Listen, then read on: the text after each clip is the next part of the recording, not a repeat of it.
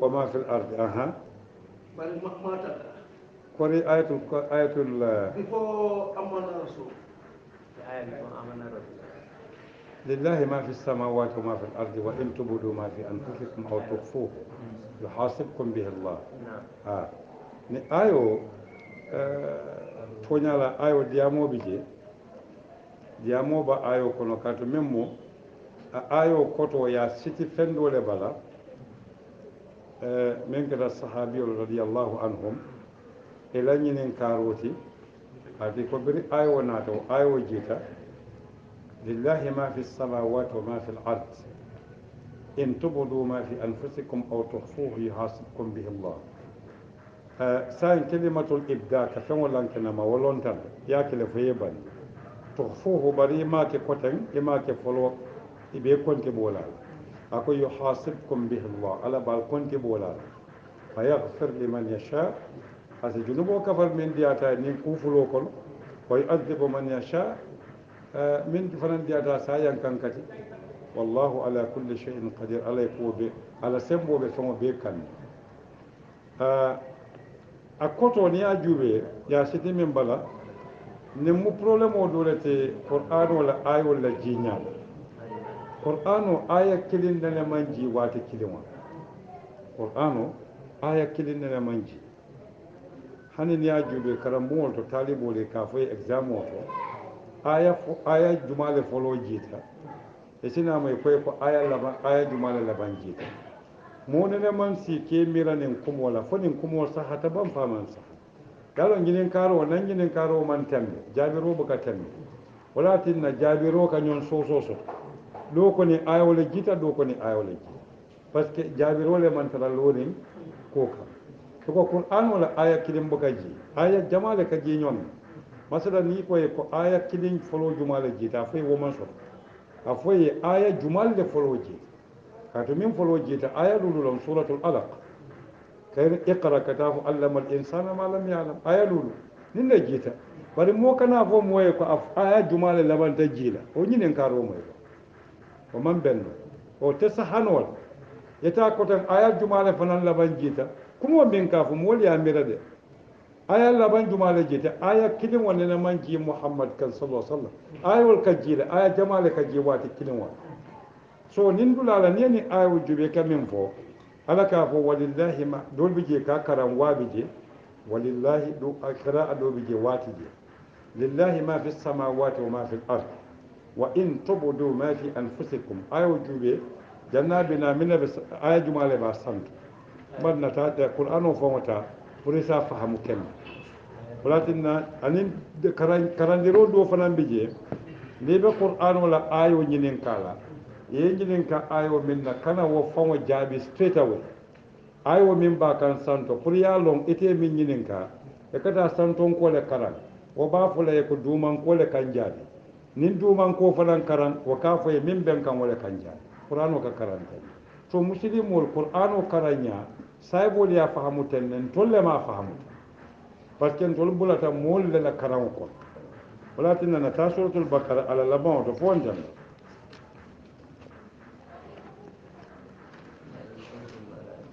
ñenen kar kende baalon aha moyen ma koy jeban fonsa tariya 284 ana jere 284 man wala je folo yes exactly ajube ba akwai ko nyaadi لله ما في السماوات وإن كنتم على سفر ولم تجدوا كاتبا فرهان مقبولا فإن أمن بعدكم بعدا فليؤدي الذي أؤتمن أمانته وليتق الله ربه ولا تكتمون الشهادة أيو جوبي أكديامون لنا ننا مشابوت نيما جانكران درم يتني أيو كتولون ولا تكتمون الشهادة أكو ومن يكتمها فإنه آثم قلبه والله بما تعملون عليم براي وفضلهم يسنا لو مناتنا أين آيادو كانوا أكو يقول لله ما في السماوات وما في الأرض أي ما ناتي أما فمن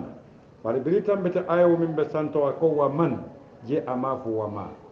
oto man e kawo fo fende la hakkilo be min hadama din wonen jino anin malaiko bari birana ta akoma waka keno fengol ti hakkilo te minna bari na bala sembo tande kan hadama din waka dunga kon akoy ko ma fi samawati wa ma fi al-ard ako wa in tubudu akadiyamu molen tolube saybul da mata akadiyamu tol fanaya naade lanke namo ke fengola kalimatul bada fengo be hakkilo to bari ma bondino bari fenketa ina ta bondi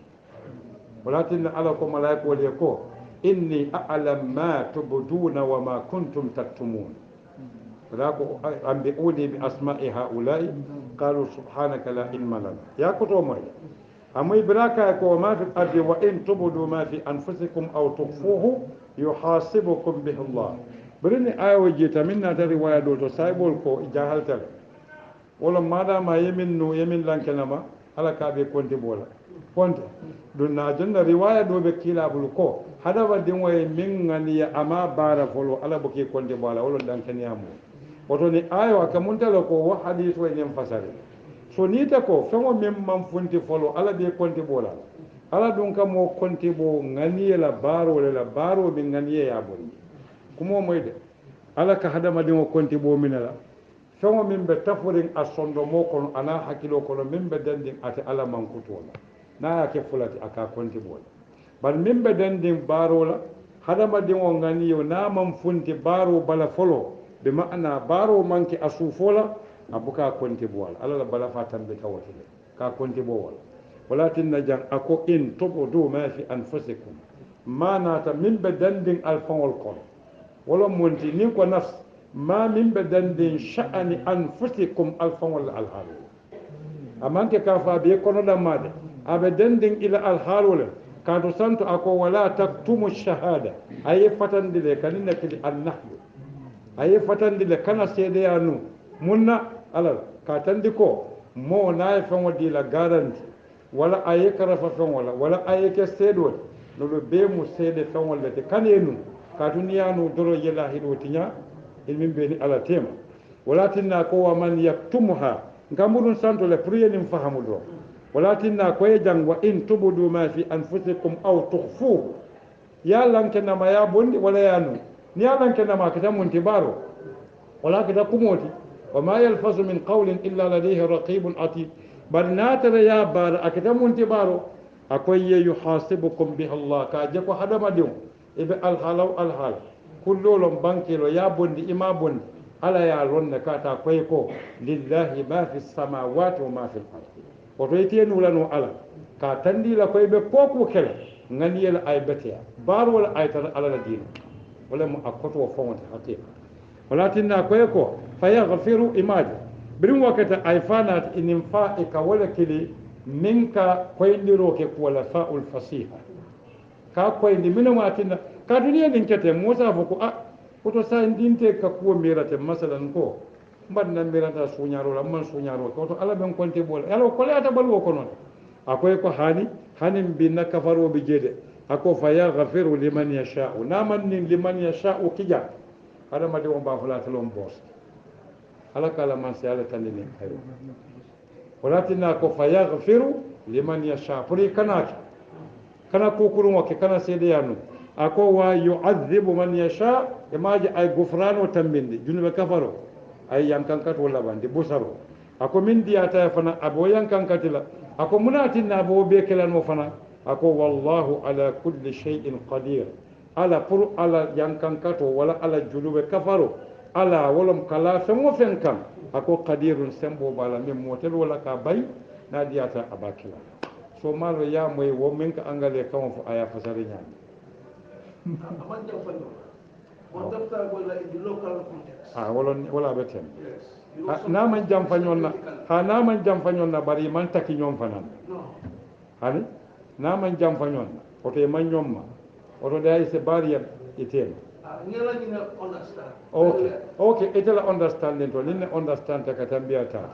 ko muto nyala yalo ilami lanin fon way bunda dole wulu londe ba nsewo fonna fondin keli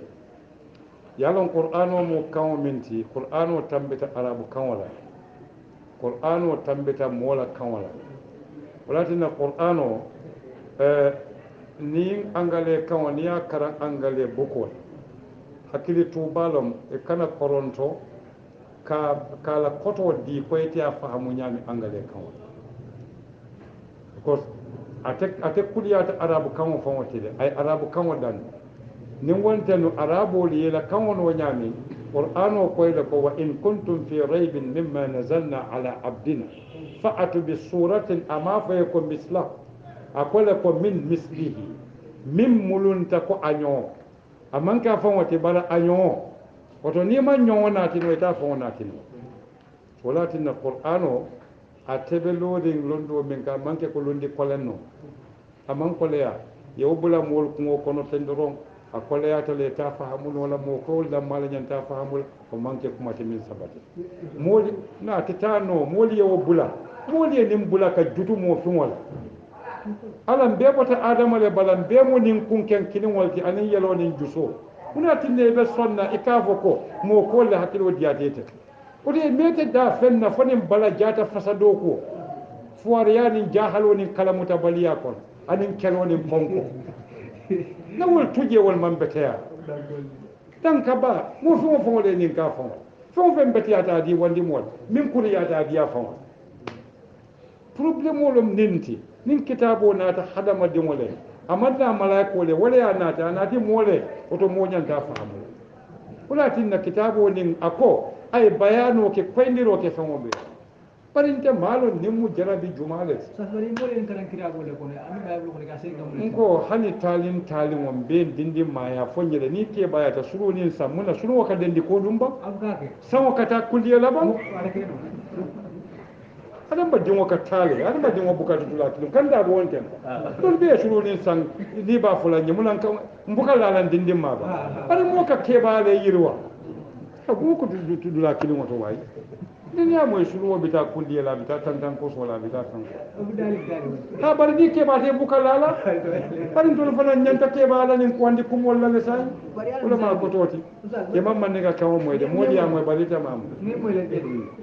tun ba be de mul ka ta ni min ke iya ta kitabo to bo ni fana nyanta ke ba la kitabo ti le sai e ko to mo dindin wal kam minti le susu ke babu kam minti susu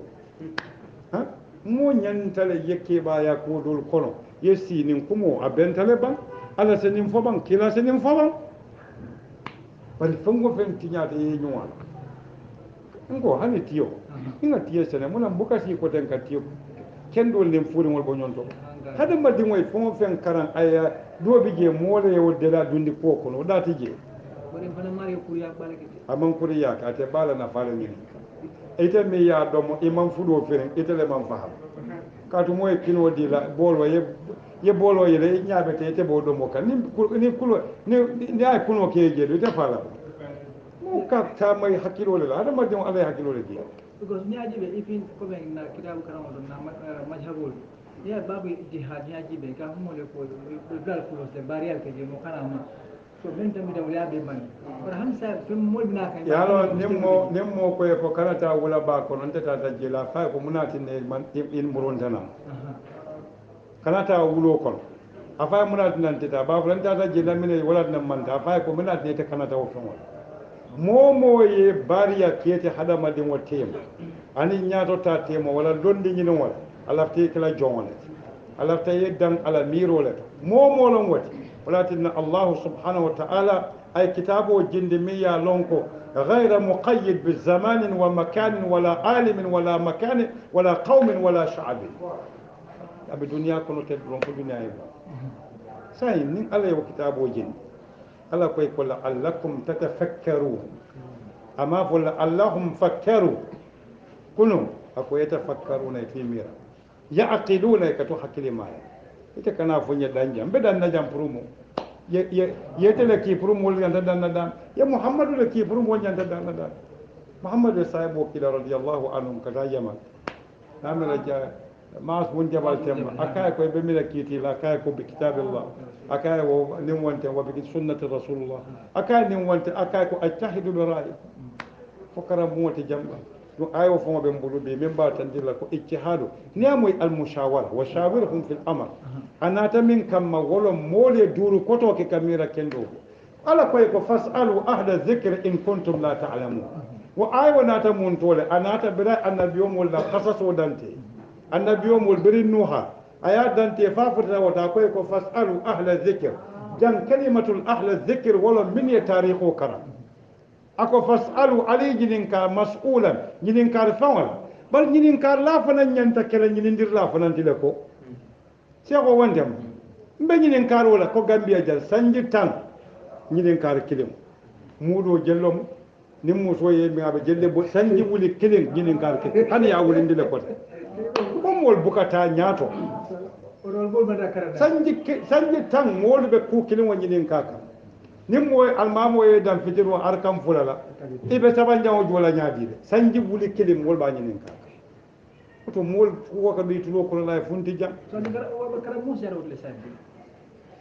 ye karam bon sial de daw do wan ko bankuta mol mantara karam wala mol be ñu fom du ngod wonne karam bon se mo ka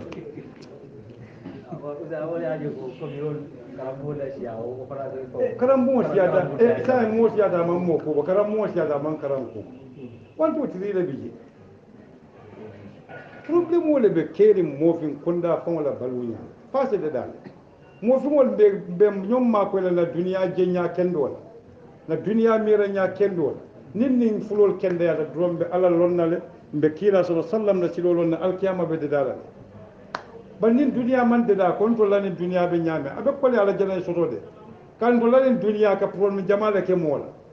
asa tinne kam men foy buka ba foire wala foraya man diya wadanta saybol la balin to la foraya foire ya ko na be kole ala de be kole ya bala de wo mu kulati min ha okay na ni manyina tan kutambila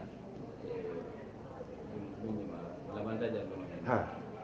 to lumo iba tan ni kanko ko min mo fin kundala ko matata mo fin kundala ko matata ya ko kata jam paje ko nyanta ka bombe kenyam ha yo anim fana na kata baliya ha ba ni na tan ni sabe nga bibe dina kundala bo ngal lamoy modol le ya ila foro ko ni wali akon sa to len tol ka yo banni nata jibe mo sela suno bondino dino konto kaje ko wala sababu mo se kake a yin kar kende balom nen di seko kadu ni ebe nyinen kata do mo jama buluten ko lasilo fon ko matuo dol ka be mo ronde mun dole dino okay na dalilo di ko dum pabe benna ba ko min nimi sabe moy dalilo ta ko kila sallallahu alaihi wasallam hadiso do na da ko da ka foko ko man kadaba alayya mutaammidan falyatabawwa maqadahu minan nar ko mi womu silandati askeno wole mo sila do fanan beje hadiso min akanata ka ko al ibda wala ka ko hadiso aisha ka ko man amila amalan laysa alayhi amruna fa huwa rad wa fi riwaya man ahdatha fi amrina hada ma laysa minhu fa huwa rad so nyin sekeno kale daldi wala silandaldi mu ya sabu man wutuno soñalo barakallahu fi folo nin kuma kawol men nata man ahdatha fi amrina hada bala amro nata imma akata al halolati wa imma akata la yamaro kadu kila la yamaro yamar ala bala ala ya subhanahu wa ta'ala wa imma bakal al haloti ati ala ya yamar minna ayatan di molla nyani dunna lonna ko dino ayotan di molla le molbe ala batula nyani faya bantat fondamba bari hadama dimo a korosi ba qur'an ayo be mo aya wuli worol te temen fula tan sabanin do hadama dimo la diamo nala manya wala siyata safe fon hadama dimo ala manya ala miro anala diamo wala siyata safe fon walati da Allah subhanahu wa ta'ala qur'an o kene aya dan tan wati wuli woro temen fula tan sabanin lulu hadama dimo birin adama kata fu dandin duniya be ban hadama dingo bina mañawo maña kel abina diyamo kel abina mirawo mira kel aya bulanin kitabo kon aka jajja fon momo nata ite camera bi abe telephone wala kile fulanja wa kila sallallahu alaihi wasallam kam yem fonyete man ahdasa miyya foloro ki al hadas amoyde walatin nan kamin fo abetiyata bake nin kuma kan akana kan men na yimbe ibuka fen o kini hadas la fona ka sein kan sein akana fen o fana miya kuta yande bar fen o min abe nun kerin ne bara tenkunta inata kuta yande wa amma bi ni'mati rabbika fa haddith lusa fanya ko hani ni ala yeso kodo la dende ka nyema ke domor dima do moto nyema san wa manke kumo kototi fa haddith wo sudo fen o kuta yande ka kuta yande nyaadile wala molu fanan soje fuarol ka tande ko i ala tento ko aya dilale ninna ma ko bari be sirin ka fo mo le ala en so wuli kede ne meso ini wolte ben oto man ko to manke wo so na ta ahdatha min amrina nanin ko wala monte dini na ya maro min tuje ani kamin fo man kadzaba alayya to nya to je manke kadoti e manke din hadiso manke kadoti de ni hadiso mu adabit wala regulation o wala mo kana funti nyala dan kene ya mo misiri mo hakilo qur'ano ka de dala nin kira la sunno de da nyala abuka funti no dan na tambo kan ko adam alayhi wassalam ala ya kenyame baraka ko adomo dawra diyate barakana sutiya yiro asutiya da yiro la do do moro fanan kel fatalaqa adam min rabbih kalimatin fataba alayhi a hakilo na ta dada ta fatan beta ma ala so koten so kira la nin kumo faman yana hadisu nin fon ومن كذب علي حديثكم لكم جماعة لكم لا تكتبوا عني ومن كتب عني فليمحو من كذب علي ننم على بون ولا تجي حديث ولي ما بي فننم كول so wodulala amwede alkana savero kemma mi ya save yanune katu momo e fanya kenka ibela dimba palaso palendilal amanke kadwote womo dabetlet wolo monti regulation kaje ko songo fen kila sallallahu alaihi wasallam mafo amman ya marala kana fo modi kana dunda be kala dine kutola ni ato ka bala mol ba be la ko to nyala wala tinna ne da ma moy sunnatan da'ifa fona de o moy parin ka moy hadithun da'ifun sai manke ku kilin wati hadithu ka kibaro nati sunno ka baro tandi yalo nim be mu kumo moy baliyale te seho kumo moy baliya kana jerinda karandiri nya faslo kono mbuka ko koyndi talibo wala tina buka fahamu haditho ka kibaro le nati sunno ka baro le tandi oto na lonno ko dino be lore baro le kam nulu manke kadoti de lasido kan nan ko matuo aman tara dino famo bal abe muntole dino tamande nyaba wala en sambako amisalo men docteur o koy ko fansida fele aka susula la male ko ran aka tankare akoy ko be min kala fansida kese sabo be min wate kele fon tamba bra ye tanka ita ta ko hani docteur o mala kan min fo ite fansida mota tilifula ka kese kilimi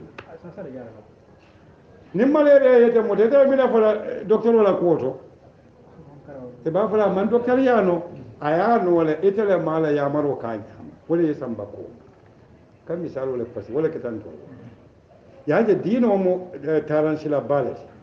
amin be sani yaren kalatije kata ala kan ala dunoka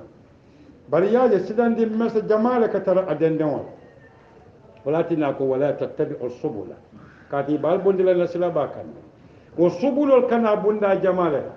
akana imma lombaliyala wa imma fahamu baliyala wa imma nidiyala wa imma amam futiyala le mumeke yalon duniya be tembo men ton ko duniya fotata tembo men to hakkilol lebe kelo fawol den kilol te kelo kamo bondi ala dino to a feyata bake bara mari ba marala ka abe dino le kon saka mina ka mari la aka min fa dala abuka baran wa minan nasi man yaqulu amanna billahi wa bil yawmil akhir wa ma hum bimu'minina yukhadi'una Allah والذين آمنوا وما يخدعون إلا أنفسهم لعل دولا سبب فونسنا كنين parce que islam sanjum wonnen saba muhammad sallallahu alaihi wasallam momo e makalon non gani muhammadu be kila makabe dali wolu malon fon dunia fonyo fon ka fi ka bo mun tol na manke firo riba domo anin ka hadama di ngol joya anin jalam bati jawya jalam ka batu dorom muhammad sallallahu alaihi wasallam sanji tandin saba ay ke kendol bondi wol kono kededa woto wo dino woliya tamande anya anata madina sanji tan ay sariyan deda ay sate deda ay mo kunda deda ay kilal ki ambassador dino janjante kamera ko nin tilo mala ta somanda sanji jelule sa anin bi wo ku kilo mo muruno anot hanindi oto kuula bi je ay min to mbulu letaro man karanku wala letaro karanta man faamu wala letaro karanta faamu aman bara wala letaro karanta faamu ta abara bar letaro ka kengani min na tentol bal inna mu koti so se ko dino abe mol fongol binaaje mo jama bitilo la sakonna hadi gambia be gambia dindingol kono le mini kata bande kana ka taki kuulol la ka je ko non en dino te kala dina te min be kala no to nyaata amma me fam kunun kolon fam mooli en defon voice e ko la bari ndole fanam fondita pro ya kinde ha tinyana na kaja ni ya fo do ya sa fo nono alama kanda wala tinna fedita nono hada ma dingol fonte nyombondi dibo ko fonte wonde ndolle be nyombolla dibo ko no bari fonte nyombondi lon dole la fentem fo tumadol bi je hada ma dingo aka minje anyala na dino kitabo kono anyon mota sik hali minimal la fala dino ya lonne ka be safelin kitabo kono nyamin to nyalo balina dan tol fo wala manya jube balwo kono ka fole ko ate bennano problème wo be dula lola wo dino tabandinya wala munti fikratan mirola aqidatan tafundirola amalan barola ru'yatan jerola hikmatan kiti kuntola abe la tantabiqu ala waqi' al-islam kama jaa bihi muhammad sallallahu alaihi wasallam so sababu be mun tole wala mun tolla tamandinya mimman san kalimatu al-ibda at-tahdid wala at-tajaddud ila farqo min صحيح أبتي أتباكي كانوا ينكا كلمة البدع يبدأ بديئا ولم فمو كاي كتا يندبري فمو من بنينيا ولكن القرآن ويانات مجملا سينياسا قل ما كنت بدعا من الرسل أكو بديء السماوات والأرض ورحبانية ابتدأوها ما كتبناها عليهم ورحبانية ابتدأوها إبدالك ما كتبناها ما فرضناها عليهم إلا ابتغاء بلا جبيبا فما رأوها حق رعايته بل براي بنداكو وآتينا الذين آمنوا ولكن بريت اليافلو رهبانية فن من كتاجي تنم أتا بكولا من من كتاجي أما الرهبانية بكو في البداية دي أيا بكو منتمالي لم يؤمنوا بما جاء به محمد بل من لا محمد ناتمنا أي جو والإيمان على أنا تيجو رهبانية كاتو رأوها حق رعايته woto al ibda be manke ko a ñanta kela kulati niyamoy al ibda bida fengo fen nata dino la aslo kon akaka kula ka wala ka ku bondi je wobe kala bid al jadid mi yalon ko dino man bari hada madin wala manya min be dende ilmo wala londo kata nyaato le seko moto mutalano na diyata moye ye duniya be ke bid'ati moto mutalano wa sunnatullah allati fil khalq وعلم آدم الأسماء كلها من بدن دين ولا عقيدة وفعلا ما فهو عملا ملتجمعي ما فهو عملا دنكو فعلا الفعل ما انبثق من القلب والعمل ما قام به الجوارح شوفوا لي من بعد شولات نيكو الإبداع عن التحديث حدث وفوق السين كان واتو واتي بل الإبداع ومكتمات من تجينو بديء السماوات والأرض أتجينو الذي أكون هذه ما كنت بدءا من الرسل أن سينيا صبر ذكره كلا في القرآن فأمي بكدولات بديء السماوات والأرض قل ما كنت بدءا كاتو ما كان قول يا أمر النبي يوم يامو بدء التي قال لنا ما هذا ما دين وكيا قل ما كنت بدءا سو معنى إبداع جنة بمعنى البداية والعلمية لونكو لم يسبقها مثال بل الحدث ومفند لا يسمى شيئا حدثا إلا إذا كان قابل لتكرار وتحديث إنما أقول هذا بسم الله اللهم زدنا علما وحكمة نتابع أعوذ بالله من